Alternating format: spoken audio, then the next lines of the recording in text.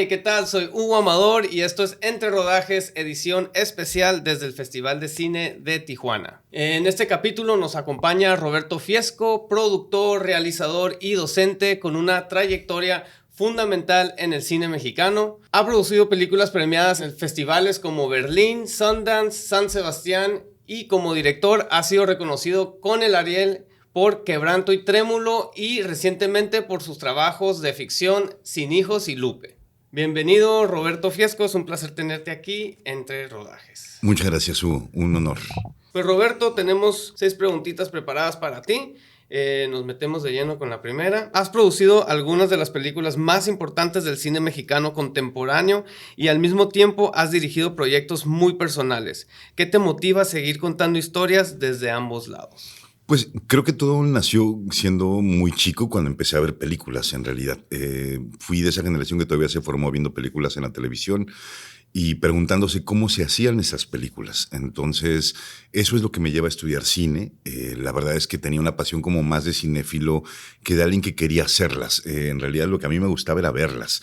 Okay. Y después fue en la escuela que conocí un equipo de trabajo, digamos, básicamente un director que se llama Julián Hernández, con el que empecé a trabajar y empecé a producir. No sabía muy bien qué era la producción cuando yo estudié. Estamos hablando de mediados de los años 90, digamos.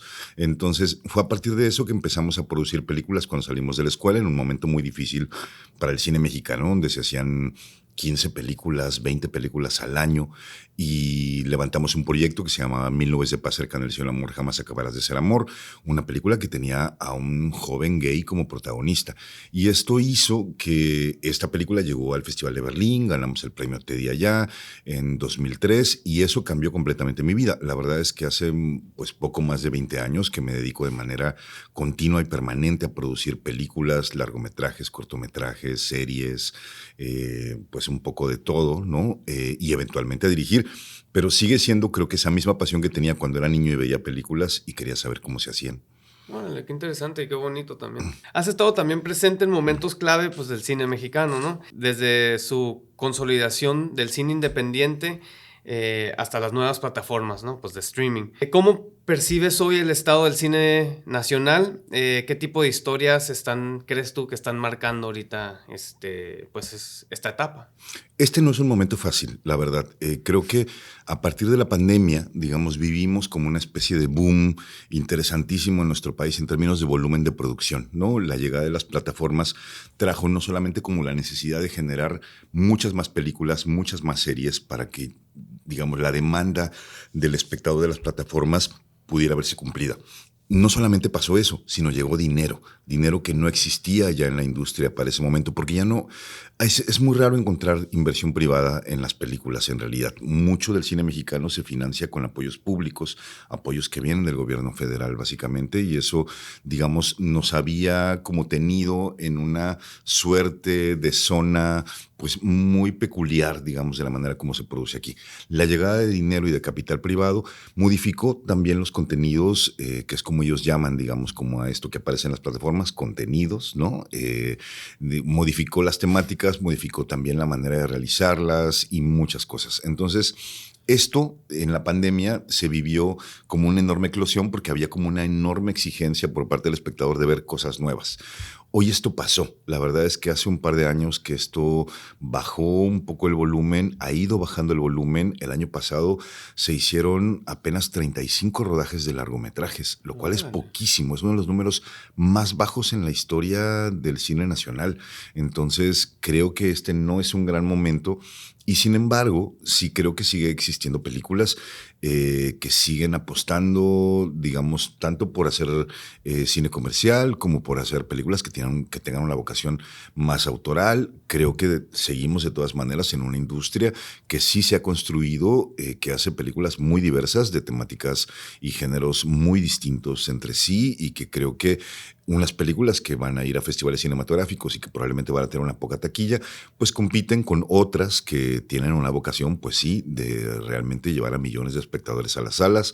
Y coexisten, que eso es lo que me parece importante, que exista como la posibilidad de que el espectador tenga más opciones y de que los distintos tipos de espectadores que existen, que son igual de diversos que las películas, pues puedan encontrar esas películas con las cuales se sientan identificados. Pero sí creo que es un momento difícil. Ok, y por decirlo así, estamos atravesando, como lo mencionas tú, a tu parecer, un momento difícil. Como cuáles crees que hay como algunos retos que se puedan lograr a nivel local para tratar de mitigar esa etapa? Pues me parece que los apoyos públicos tendrían que reestructurarse, la verdad. Ok.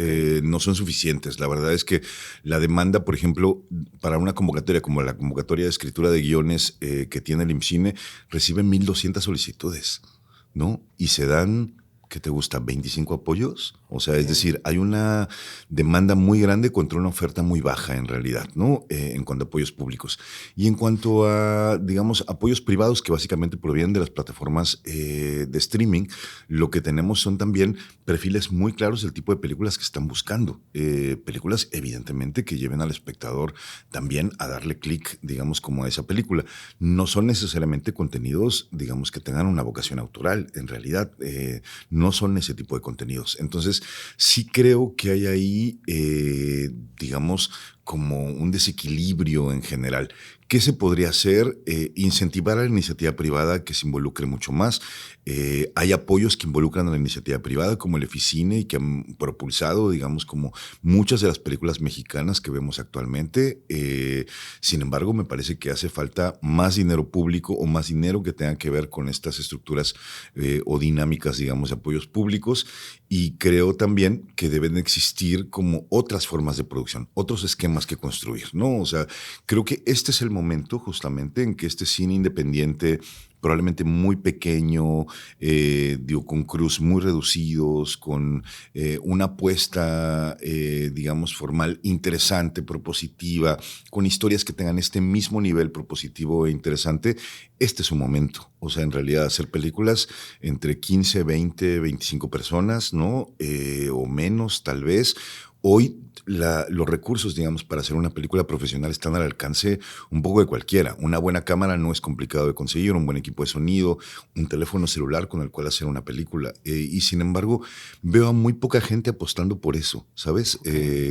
Como docente, que así me presentaste también, veo a muy pocos de mis alumnos diciendo, vamos a levantar un largometraje, ¿no? Hay como, no sé si una pereza o un pudor o una falta como de estímulo, como para decir, vamos a levantar un largometraje aunque no tengamos nada, porque tenemos fe en un proyecto. Veo a muy poca gente haciendo eso. Y eso me parece muy triste porque cuando a mí me tocó empezar, y ahí hablaré un poco como viejito, había que hacer una película en 35 milímetros, había que revelar ese material, había que hacer una copia positiva, es decir, todos los procesos de postproducción, sobre todo, eran muy complejos, ¿no? Hoy son muy sencillos, o sea, cualquiera edita en su computadora personal, cualquiera sonoriza de esa manera y corriges color, etcétera, y no veo a casi nadie haciendo esas películas.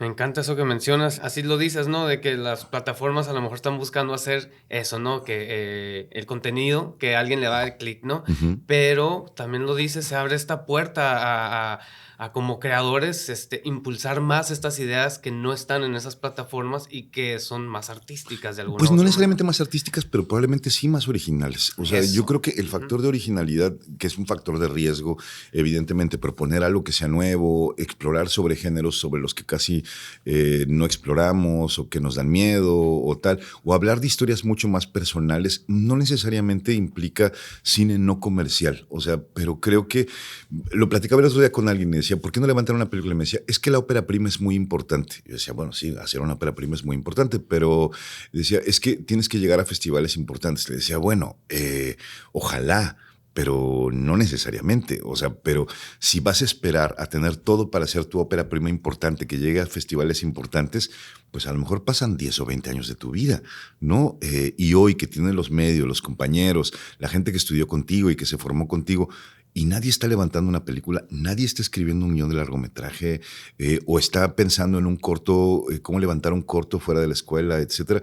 Me parece tristísimo, la verdad, porque recuerdo que lo que a mí me ha pasado en general toda la vida y me sigue pasando hasta hoy, o sea, antier estaba terminando la producción de un corto, estaba en un rodaje antier, o sea, horas antes de venir al festival, o sea, es decir, como que pienso que hacer, que crear, que desarrollar, que estar todo el tiempo trabajando y haciendo cosas, haya dinero o no haya dinero, es lo que a mí me interesa que me pase, ¿no? Y no voy a esperar a que alguien llegue y me diga, ahí hay 20 millones de pesos, haz una película, porque eso no pasa muy seguido, en realidad, pues, ¿no?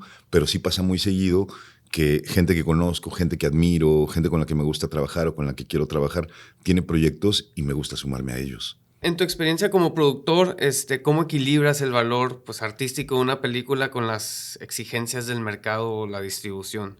¿Dónde encuentras ese punto medio? No sé si se relaciona un poquito con lo Más o que menos, acabamos o de sea, mencionar. digo, sí creo que, digamos, muchas de las cosas que me gusta hacer tienen que ver con películas que tienen, digamos, como la expresión personal o autoral como el centro, en realidad, ¿no? Y que son películas que además como que prueban formalmente cosas, ¿no? Que a mí me interesa mucho el lenguaje, o sea, me interesa mucho, digamos, el lenguaje cinematográfico, ¿no? Las imágenes en movimiento y por qué ponemos la cámara en algún lugar y no en otro, por qué el tamaño de cuadro es este y no otro, etcétera, digamos. Y son los directores con los que en realidad me gusta trabajar, ¿no? O son los proyectos a los que me gusta sumarme, o historias que me parece que hablan de comunidades en algunos casos poco visibles o poco representadas.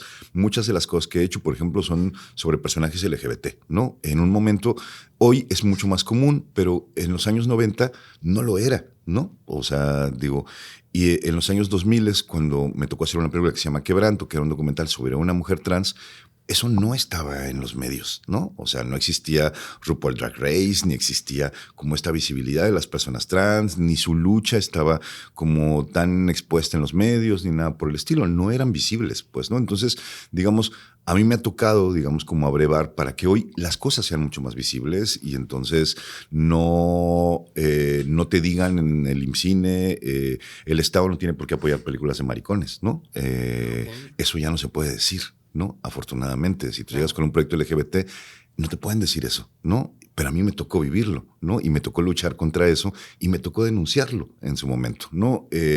Digo, y creo que cada quien, cada cineasta, cada productor va encontrando un poco sus causas, ¿no? Y cuando me tocó hacer proyectos con una vocación mucho más comercial, como las 3 temporadas del Juego de las Llaves, por ejemplo, que era una serie que hablaba igual de sexualidad, que hablaba igual de parejas swingers, que hablaba igual de cómo una generación de personas en sus 30, ¿no? O sea, estaban hablando justamente de la libertad sexual o no, pues, ¿no? En un medio social determinado, etcétera. Y ahí había, yo sentía, a pesar de que era un proyecto absolutamente comercial, con actores conocidos, etcétera, ¿no? Sentía que seguíamos hablando de lo mismo, o sea, sentía que seguíamos tratando de pensar que estas discusiones en torno a la sexualidad, digamos, de un país eran posibles, pues, ¿no? A través de un vehículo enormemente comercial como era esa serie, ¿no? Entonces, digamos que creo que trato como de no pensar demasiado en cuál va a ser el efecto taquillero, de visibilidad y tal, pues no, sino más bien trato de pensar en qué cosas a mí me interesa decir en esos momentos o de qué cosas me interesa hablar o con qué personas quiero trabajar en esos proyectos. Ok, ok. No, muy interesante, muy, muy interesante. En ese sentido, pues tu carrera ha estado pues ligada a la formación pues de nuevas generaciones. Eh, Desde tu rol como docente, ¿qué consideras esencial para preparar pues a estos futuros pues cineastas también? Creo que lo mencionas, pero Pues bueno, a mí me tocó estar en un momento, como te decía, en donde se producía muy poco cine. Entonces, digamos, cuando estudiaba cine era como dedicarte a algo que no tenía ningún futuro profesional realmente, ¿no? Hoy la verdad es que las cosas son más o menos distintas, más bien bastante distintas y hay un campo profesional para la gente que se dedica a estudiar audiovisual. Sin embargo, sigo pensando un poco en lo mismo, que no veo ganas de producir fuera del amparo de la escuela. Igual tiene que ver con la juventud y con el momento en el que están y tal, ¿no? Pero también pienso que hay que hay caminos de experimentación formal que son como más naturales para el estudiante de hoy, ¿no? Digo, que están mucho más acostumbrados a narrativas muy distintas y entonces, digamos, como que tienen más posibilidades de experimentar sobre cosas de las que probablemente nosotros teníamos cuando a mí me tocó estudiar cine. Sin embargo, me resulta muy curioso cómo nuestra generación, por ejemplo, lo recuerdo de esa manera y muchas generaciones previas, se formaban viendo cine del pasado, ¿sabes? O sea, y yo sigo creyendo que si voy a dirigir una comedia como Sin Hijos, que es una película que hice para Netflix, ¿no? Yo iba a ver las películas de Billy Wilder que se filmaron en los 50 o las películas de Lubitsch que hicieron en los 40. O sea, como que trataba de entender la comedia como un género, digamos, que tenía como reglas específicas y apuestas específicas y que me parece que en los clásicos, en esos grandes clásicos está pues todo el cine que hacemos hoy, pues, ¿no? Y que no hemos filmado nunca mejor de lo que se hicieron esas películas. Entonces, bueno, era un poco como regresar a ellas. Hoy, que uno puede encontrar cualquier película que se le antoje en internet de cualquier época, de cualquier momento, hay un desconocimiento muy profundo del cine del pasado, ¿no? Es muy curioso, o sea, como siento que los alumnos están mucho más preocupados por cuál es la última película coreana, cuál es el más reciente estreno del animador japonés que me interesa o cuál es no sé qué, que está muy bien, cada quien va construyendo como gustos cinematográficos específicos, pero cuando uno habla de una referencia... A ver, dime tú una película de Antonioni que te guste mucho. No, Pues ahí está, ¿no? También peco de lo mismo, sorry. Ahí está, es un poco eso, ¿sabes? O sea, y si ves una película de Antonioni dirás, wow, o sea, filmó esa película en 1962, ¿sabes? Y dices, híjole, no estoy años luz de poder llegar a esa maestría, a esa perfección, bla, bla. Pero si no la conozco, entonces es como muy difícil poder como referenciarla, poder decir, ok, aspiro a filmar un plano secuencia como él filmaba planos secuencias, o trato de descubrir cuáles son sus mecanismos para construir un plano, para construir mi plano, ¿no? Entonces, eso a veces me deprime un poco, la verdad, como maestro. O sea, como decir, bueno, pongo un ejemplo y todo el mundo hace cara de what, ¿no? Y digo, bueno, ok, no voy a poner estos ejemplos. Vamos a hablar de cine mexicano, ¿no? Tampoco han visto nada, Hugo, ¿sabes? Okay. O sea, tampoco nadie ve películas mexicanas. Y eso está igual de triste. Y más aún porque digo, esa es la industria a la que vas a pertenecer. O sea, si tú me dijeras, bueno, voy a pertenecer al cine coreano, japonés o de Sri Lanka, está increíble que conozcas ese cine. Pero la gente con la que vas a trabajar, la gente a la que le vas a pedir trabajo, el actor al que vas a llamar para tu corto, bla, bla, está en esas películas que tampoco ves. Y después tú vas a hacer una película mexicana y te vas a enojar muchísimo porque nadie la ve.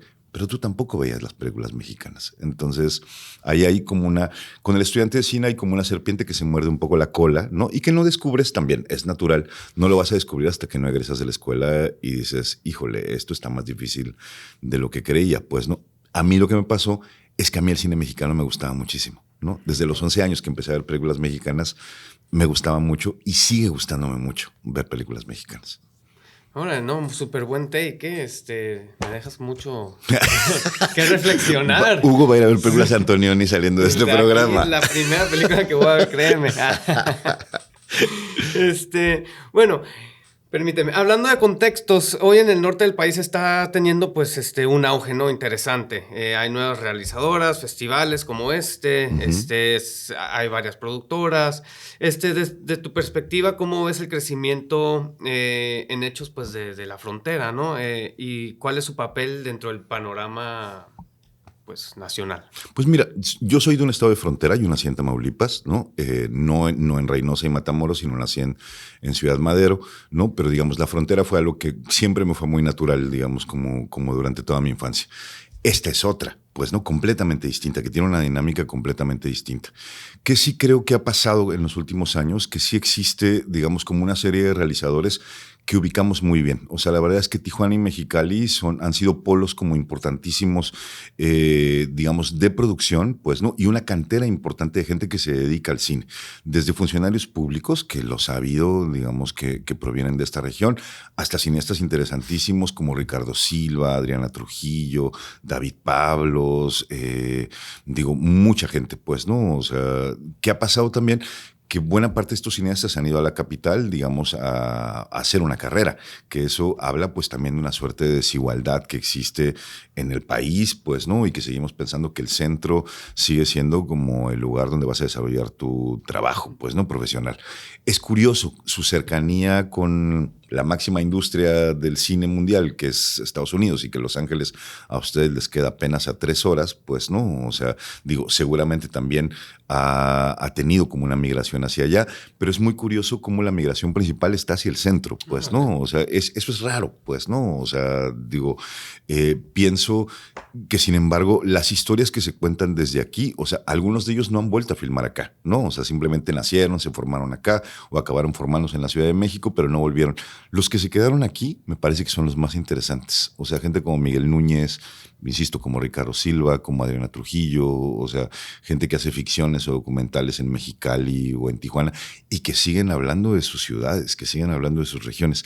Ese es el cine que a mí me parece más interesante. O sea, no necesariamente de la gente que se fue, pues, ¿no? Entonces, digo, si pienso en Navajero, si pienso en Levantamuertos, o sea, siguen siendo películas que me parecen profundamente locales y en eso está su universalidad. O sea, que no quieren parecerse a cualquier otra película mexicana, sino que tienen un mensaje identitario, pues, ¿no? O sea, un paisaje local de gente que creció en Mexicali o de gente que creció en Tijuana y que me está mostrando su Tijuana, su Mexicali, su valle, su desierto, su Ensenada, pues, ¿no? O sea, digo, vista con los ojos de alguien que es de ahí, o sea, no del ajeno, pues, ¿no? O sea, como pasa con muchos que se fueron a la Ciudad de México y que me cuentan las historias aparentemente desde el punto de vista del chilango, pero son ajenos, ¿no? Eso es muy curioso, la verdad. Entonces sí creo que hay una escena acá, desde el centro, identificamos que hay una escena en Baja California y de pronto estamos cerca. O sea, es extraño, es el lugar más lejano del país y me siento más cerca de la gente que está haciendo películas acá que de la gente que hace películas en Nuevo León, por ejemplo, ¿no? Órale. O sea, es curioso. Te estaba a punto de usar esa Sí. palabra. ¿Por qué crees que sea eso? Pues no lo Me sé, quedo pensando. porque me parece que hay una visión como muy honesta. O sea, yo creo que ustedes tienen una enorme ventaja, pues, ¿no? O sea, tienen viven en una frontera, ¿no? O sea, lo cual implica una biculturalidad natural, pues, ¿no? O sea, son un punto de migración importantísimo. Este es el punto de migración más importante del país, pues, ¿no? Aquí hay gente de todos los estados y gente de decenas y decenas de países que llega a confluir como es la frontera más importante de México. Entonces, digo, sí creo que esos contactos culturales o esa comunicación social que puede existir como entre los diversos sectores, pues, ¿no? Digo, aquí seguramente vive gente en condiciones de calle, de manera paupérrima, y hay grandes fortunas también en la región, ¿no? Digo, fortunas de industrias locales, vitivinícolas, cerveceras, digo, industrias metalúrgicas, etcétera, pues, ¿no? Agrícolas, etcétera, pues, ¿no? Entonces, digamos, la coexistencia de ese ecosistema social, ¿no? O sea, implica una percepción que en otras regiones no se tiene, ¿sabes? O sea, digamos, en la Ciudad de México, por ejemplo, si tú perteneces a un determinado estrato social, digamos, como poder moverte de ese estrato social hacia otros círculos es mucho más complejo, pues, ¿no? Digo, aquí al final es una ciudad grande, pero no deja de ser una ciudad pequeña, ¿no? Una ciudad de provincia, pero es una ciudad de frontera, ¿no? Entonces, digamos, pasan muchas cosas que no vemos en otras regiones. Entonces creo que las visiones con las que te formas, o sea, digamos como teniendo toda esa diversidad de cosas que puedes ver, a las que puedes asistir, la posibilidad también de cruzar la frontera, la posibilidad que uno asume que toda la gente de la frontera habla inglés, no necesariamente supongo, pues no, digamos, pero uno asume como muchas cosas de cómo lo viven ustedes aquí. Y lo que retratan entonces, o sea, los espejos de realidad que retratan en las películas, me parece que son muy potentes por eso, pues, ¿no? O sea, porque hay, digamos, una formación de vida muy interesante, pero que es interesante todo el tiempo, ¿sabes? Entonces, digo, sí creo que por eso muchas de las películas producidas por cineastas locales tienen esa potencia, la verdad. Ok. No, pues me encanta todo lo que has dicho hasta ahorita. Se nota que pues eres docente. Que sí estudié. Sí, eres docente. Que, sí fui a la escuela. No, y pues se cumple todo lo que hemos querido nosotros que sean estas pláticas, ¿no? Que se inspire a las personas, a las futuras generaciones, sobre todo, a contar sus historias, ¿no? Y querer contarlas. Supongo que ya has dado varios mensajes o que nos podemos quedar con bastante de lo que has comentado, pero un mensaje último para cerrar, sobre todo a lo mejor para las futuras generaciones. Pues creo que si quieren hacer películas, hay que hacer películas, ¿no? O sea, no hay más. O sea, creo que hacer películas no basta con pensarlas, ¿no? Hay que hacerlas. O sea, digo, y si uno tiene... Si eso es lo único que uno quiere hacer en la vida y tiene una desesperada necesidad de contar algo que realmente te parece importante a ti, tienes que hacerlo. Y creo que esa es una manera de cómo trato de entender el oficio en realidad, ¿no? He producido mucho más de lo que he dirigido, aunque mi formación principal es como director, pues, ¿no? He tenido mucha suerte como director. O sea, la verdad es que pues tengo muchísimos premios como director, muchísimos, pues, ¿no? Pero lo hago muy poco, la verdad. Lo hago muy poco porque siento que es una enorme responsabilidad. O sea, como dirigir es encuerarte delante de tu espectador, ¿no? Quien sea, aunque no lo conozcas, pues, ¿no? Pero te estás abriendo de capa y estás diciendo, soy con esas limitaciones y con esas virtudes y tal. Entonces, pero hay que atreverse. Y atreverse es complicado, la verdad. Pero creo que hay que dar ese paso y hay que hacerlo. Eso un lado. Y el otro que siempre creo es que si a mí me hubieran dicho en la escuela que el cine no solamente era dirigir, que había muchas más cosas que hacer, me hubiera ayudado mucho. O sea, porque siento que las escuelas te forman como para... Tienes que dirigir, ¿no? O sea, dirigir es como el propósito principal. Dirigir no es el propósito. No todos nos encontramos cómodos ahí, ¿no? Algunos queremos ser sonidistas, directores de arte, productores, fotógrafos, booms, muchas cosas, pues, ¿no? O sea, pero como que siento que en la escuela esa es la única manera como te hacen sentir autor. Y no es cierto. O sea, la verdad es que no es cierto. Y hay muchas cosas que hacer en torno al cine, pues, ¿no? A mí me gusta mucho la investigación, por ejemplo, ¿no? Y me dedico la mitad quizás del tiempo, cuando no estoy produciendo, me dedico a hacer investigación sobre cine mexicano. Y eso me parece apasionantísimo y me hubiera gustado que hace 30 años alguien me dijera que eso era posible también de hacer, ¿no? O coleccionar, ¿no? Soy un coleccionista. Eso es lo que más hago. Bueno, no es lo que más hago, pero es de las cosas que más me gusta hacer, coleccionar, pues, ¿no? O sea, tengo una colección de 250,000 fotografías de cine mexicano originales, pues, ¿no? O sea, digo, eso es como otra pasión, pero siento que todo lo que hago, la investigación, la producción, la dirección, el coleccionismo, todo tiene que ver dentro del cine porque esa es mi pasión. Porque sí creo que de los 11 años encontré una pasión, ¿no? Y que creo que siento que mi vida toda, la que siga, la que sea, o sea, siga produciendo, dirigiendo o no, o siga coleccionando o investigando o no, o sea, es decir, cualquier cosa que haga, sé que siempre va a estar relacionada con el cine. Y eso me encanta. O sea, la verdad, porque sí creo que me siento muy afortunado de haber nacido en una época donde el cine existía, ¿no? Y que no sé qué hubiera ocurrido si hubiera nacido en el siglo XIX cuando el cine no existía. O sea, no sé qué haría, la verdad. Entonces, me siento muy hijo de mi tiempo y eso me hace sentir muy feliz, la verdad. Ojalá esta plática inspire a las futuras generaciones a contar sus historias, como lo mencioné hace ratito. Con ustedes, Roberto Fiesco, productor, docente, director. Muchísimas gracias, es un privilegio poder entrevistarte. Gracias a ti, Hugo. Nos vemos hasta la próxima.